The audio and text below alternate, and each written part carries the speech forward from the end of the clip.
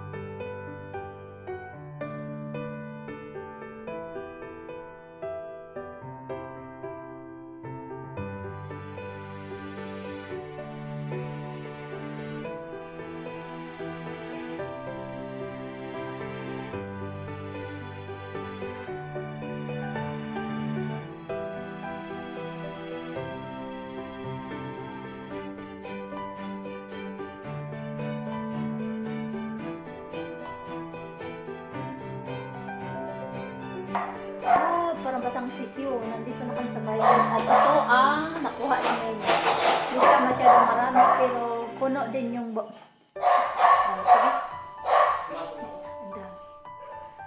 so sa kanila po yung dalawang balde nila kasi makulong sila. Pero kahit di kami marunong. May dala pa kami. So, kita ko sa inyo. Mga kuha namin. Sa amin talaga to guys. Kuha talaga namin yun ng anak ko. Tapos napuno rin siya. Malaki ko siya guys. Ngayon ang aso. So, yung sa kanila as in dalawang balde na maliliit po na talaga. Kasi magaling sila, sumama lang kami.